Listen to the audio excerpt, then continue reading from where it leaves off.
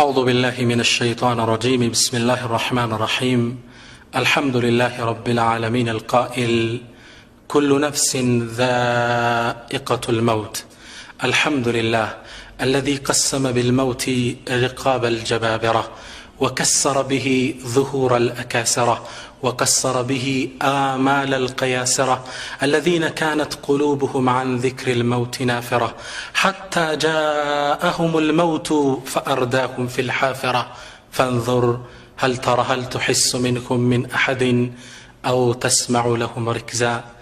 والصلاة والسلام على ذي المعجزات الظاهرة والآيات الباهرة سيدنا وإمامنا محمد القائل أكثروا من ذكر هذه اللذات وعلى آله ومن تبعهم بإحسان إلى يوم الدين. أما بعد يا قوم سلام الله عليكم ورحمته وبركاته.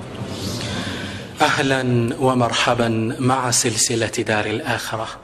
سلا يوم القيامة سلا قطايو ألم سلا من نورابتي تمرت كفل إن كان الله سبحانه وتعالى أجنانين لالو زاري يمجمرون የአኺራን ጉዞ የመጨረሻው ጉዞ ሞት በሚል ርዕስ እንነጋገራለን። ስለ ሞት እንዳሳለን። نعم ሞት ድንገት የሚመጣብን ሆኖ አብዛኛዎቻችን ተዘናክተናል።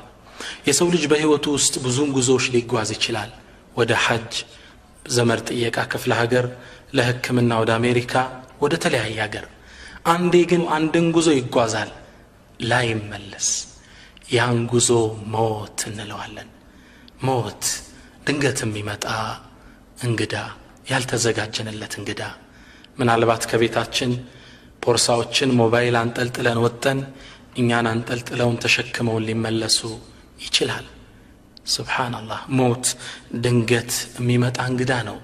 ልብሶቻችንን ለብሰን ወጥተን ምናልባት ጀናዛ የሚያጠብሰው ሊያወልቀው ይችላል። አብዛኞቻችን ከዚህ ጉዞ ተዘናግተናል። እስኪ እኔንም እናንተንም ይሄን እንግዳ እንድንጠባበቀው ላስታውስ ነው የዛሬው ፕሮግራም ዓላማ ኢንሻአላህ። አላህ አስአሉ التيسير والتوفيق والإخلاص። ሞት አላህ Subhanahu Wa Ta'ala ፈቃዱ ከሆነ 4-5 ነጥቦችን እንዳሳለን። አንደኛ ما هو الموت؟ ሞት ምንድነው? ምንነቱ ምንድነው? በአላህ ፍቃድ እንዳሳለን። ሁለተኛ ሐቂቀቱ ዱንያ፣ ሞትን ጋርዳን ያለችው እቺ ዱንያ ትክክለኛ ማንነቷ ምንድነው? በአላህ ፍቃድ እናያለን። ሶስተኛ الاستعداد للموت፣ ሞት የሚመጣ የግድ ከሆነ ዝግጅት ያስፈልገዋል። ሶስተኛ ለሞት መዘጋጀት